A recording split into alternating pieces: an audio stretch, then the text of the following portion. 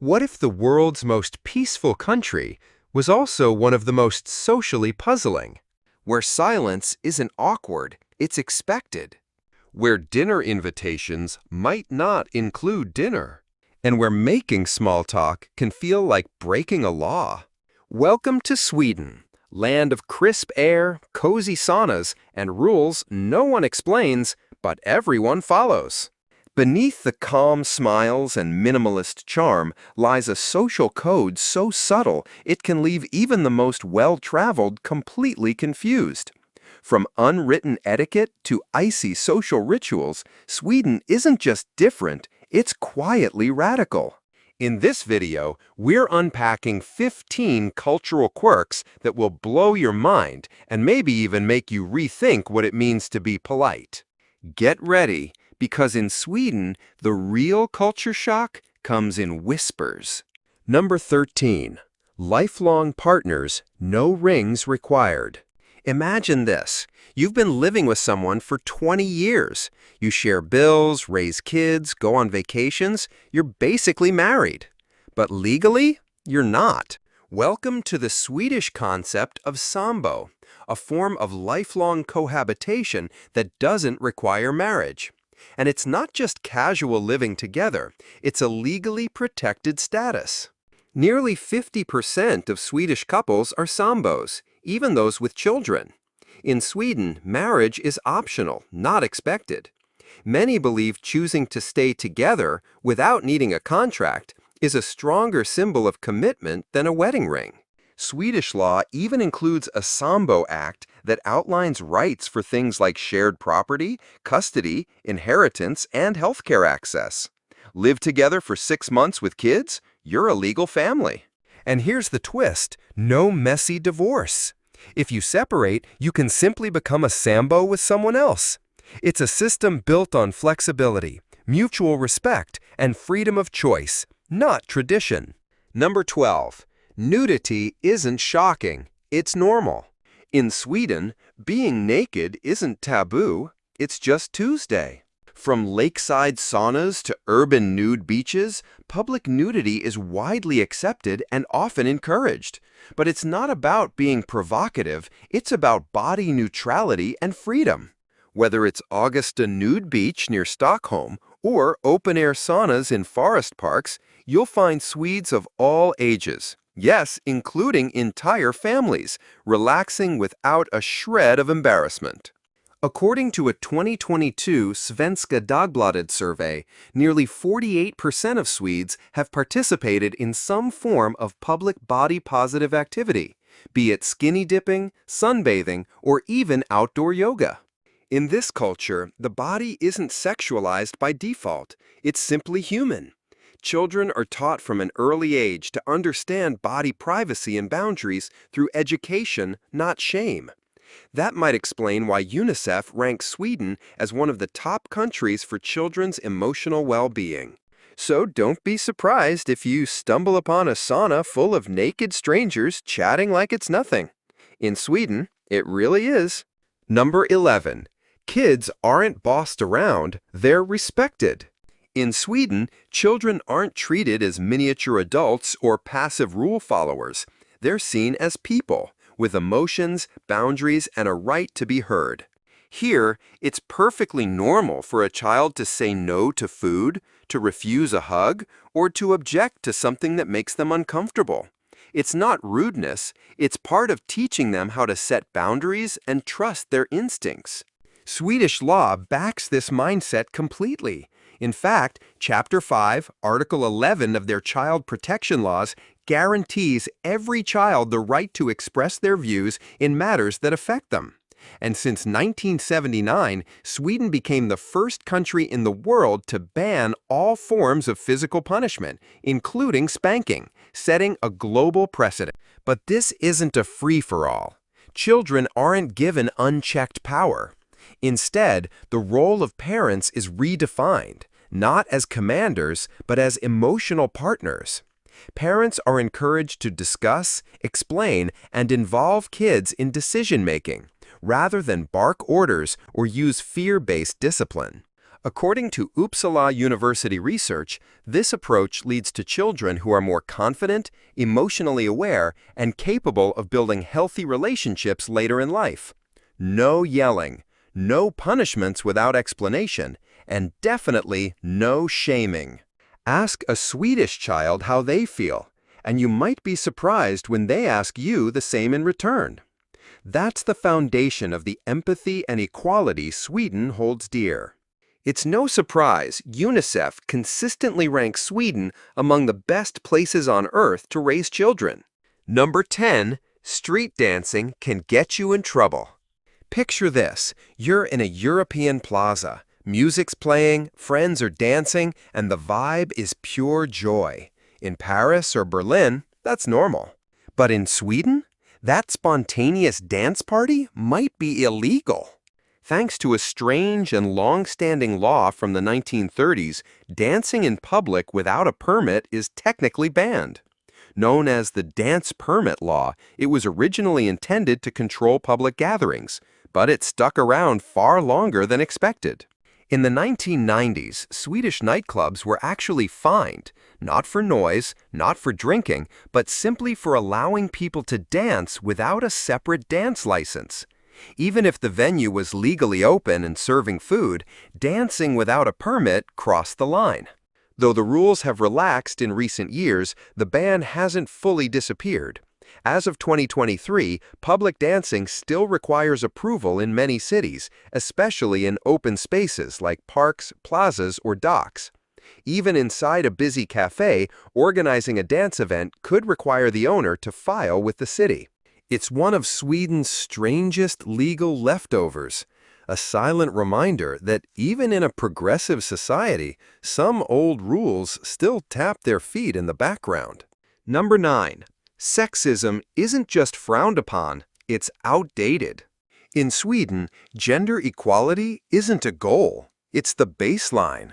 Ranked #5 globally and #1 in Europe for gender parity by the 2023 World Economic Forum, Sweden leads the way with over 43% of leadership roles held by women. Female CEOs, engineers, and political leaders aren't groundbreaking, they're expected. And that's why even casual gendered comments like, "Are you sure you can handle this?" or "Do many women do this job?" can come across as not just rude, but ignorant. Here, gender is intentionally removed from everyday language. Official documents, emails, and even customer service exchanges favor gender-neutral terms, using first names or Sweden's neutral pronoun hen instead of he or she. This isn't about hating men, it's about removing bias from the equation altogether. In Sweden, skills matter more than titles, and equality isn't just a policy, it's a deeply rooted social norm. Number 8. No, you can't just buy alcohol anywhere. If you think grabbing a bottle of wine in Sweden is as easy as picking up milk, think again. Here, alcohol stronger than 3.5% isn't sold in convenience stores, supermarkets, or gas stations. Instead, it's only available at a government-run chain called Systembolaget, and this isn't your typical liquor store. There are no discounts, no flashy displays, and definitely no late-night booze runs. It's more like a pharmacy for alcohol, sterile, quiet, and very controlled. To buy anything above a beer, you must be at least 20 years old, show ID, and follow strict hours. 10 a.m. to 6 p.m. on weekdays. 1 p.m. to 1 p.m. on Saturdays. Closed on Sundays and holidays. This system has existed since 1955, designed not for convenience, but for public health. And it works.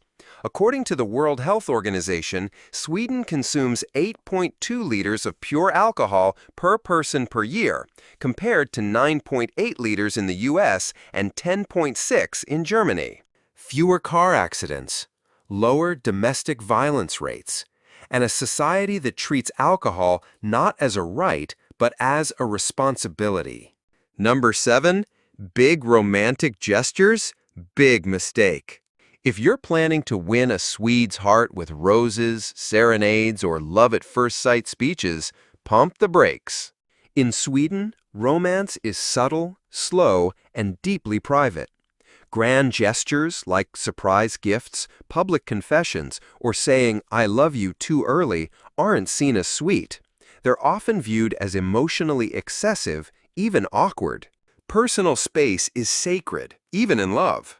According to Statista Central Byron, over 50% of Swedes believe public displays of affection are disrespectful. Holding hands, kissing, or hugging in public can feel intrusive, not intimate. Here, love doesn't start with fireworks. It starts with quiet fika dates, casual texting, and cautious, unspoken connection. You could date someone 10 times and still not be considered a boyfriend or girlfriend. In Sweden, love isn't shouted, it's whispered. The taboo isn't romance itself, it's romance that feels too fast, too needy, or, worst of all, too American. Number 6, never act like you're better than anyone.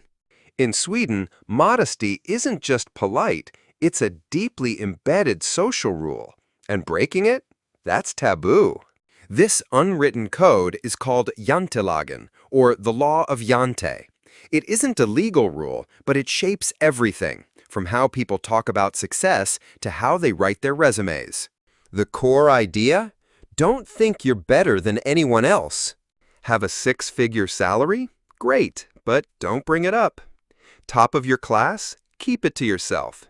Even online, Swedes avoid anything that looks like showing off.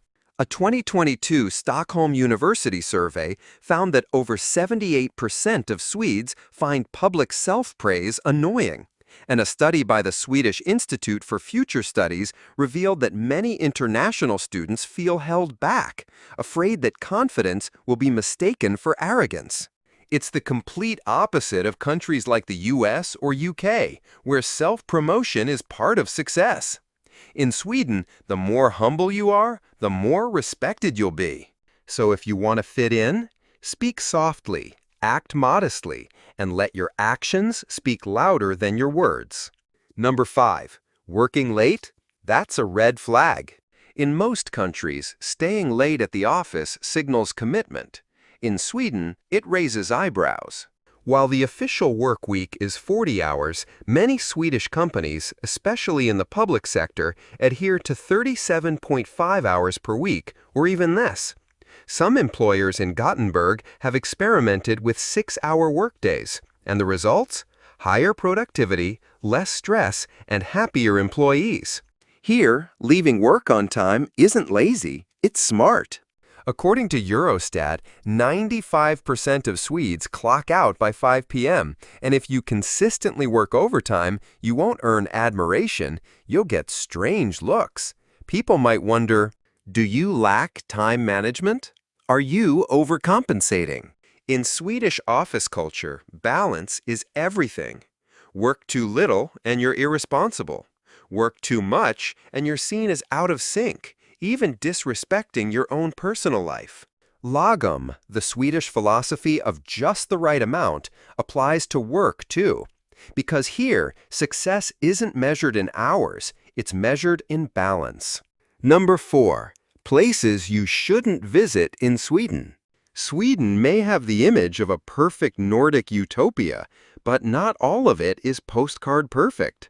Across major cities like Stockholm, Gothenburg, and Malmö, there are zones known as utsatta områden, vulnerable areas officially flagged by Swedish police where crime is high and law enforcement presence is limited. As of 2024, nearly 60 such zones exist. These aren't just rough neighborhoods.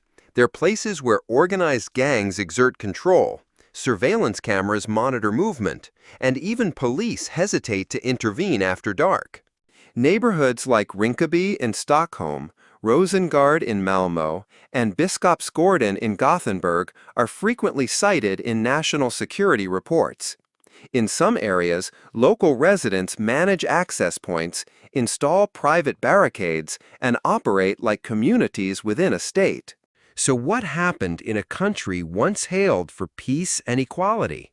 Security analysts point to a mix of open immigration policies, failed integration efforts, and economic segregation leading to social rifts. The result? Parallel societies where native Swedes avoid and second-generation immigrants feel abandoned. It's a complex, sensitive issue, but one that shatters the illusion that all of Sweden is a safe, seamless paradise. Number 3. Never expect a dinner invite. Imagine visiting a friend's home, and when dinner time comes, they go off to eat and leave you sitting in the other room. No invite, no snack, not even a sorry. Sounds cold? In Sweden, this is perfectly normal. This strange custom first made waves on social media, sparking global outrage. But in Swedish culture, not inviting guests to dinner, especially unplanned, is about respecting independence and boundaries, not being rude. The belief is simple. If I feed you, you may feel obligated. That's seen as unfair.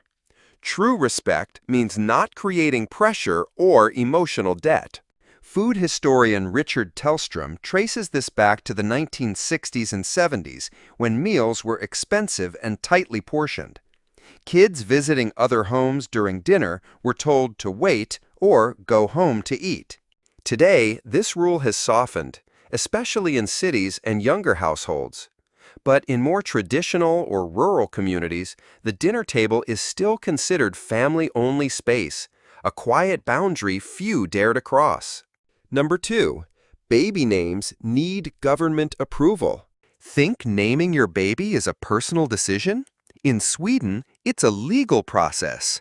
Under the Names Act of 1982, parents must submit their chosen baby names for official approval.